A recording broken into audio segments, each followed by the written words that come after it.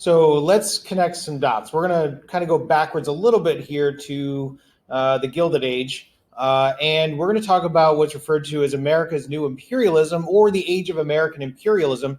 If you remember, we talked about Frederick Jackson Turner's frontier thesis, that the frontier was closed, and now the United States needed to have some way to expand and show how great we were. Because we couldn't move out into the West anymore. And what's going to take its place is this idea of U.S. imperialism.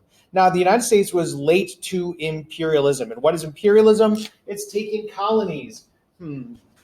I thought the United States was opposed to having colonial nations, but we'll get to that in a second. What colonies do is going to exploit the native populations in terms of gathering raw materials and having markets that they can force to buy things. And the imperialism nations often had Christian missionaries trying to convert the conquered peoples. Now, you might say, Mr. Powley, we've heard this before in Westward expansion. That's true, but this is where historians do periodization.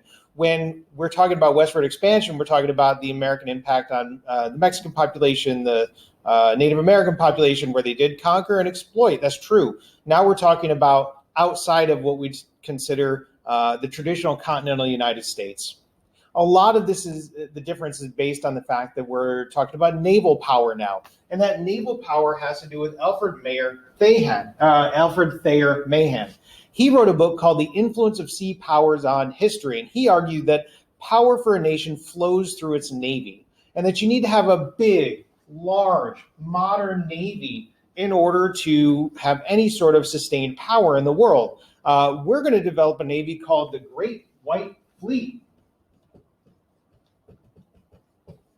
Now, I'm going to argue that eventually this Great White Fleet is called that for three reasons. One, it is a modern metal military navy. So it is painted white with steel. So it looks white, Great White Fleet. It's also kind of scary because it's a great white shark on the water, right? So it's kind of scary, Great White Fleet. But the third reason, it is literally a great white fleet, meaning this is full of white people going out and taking over non-white islands, because the United States felt, based on their Monroe Doctrine policy that we control the Western Hemisphere, that it was the United States' destiny to control the Caribbean islands and the Pacific islands. Why? Because of social Darwinism. That Great White Fleet was going to go to these non-white countries and take them over, places like Hawaii, Puerto Rico, the Philippines, and the United States is going to prove that they're better because they're going to dominate them with the military and their money. And that's going to prove that the white population of the United States is better than that non-white population, who they're going to call just savages, and therefore are allowed to be colonized and dominated. Now, why do we want these colonies? The United States wanted colonies because it's going to lead to commerce, meaning money and raw materials that are going to feed into those industrial factories back in the United States.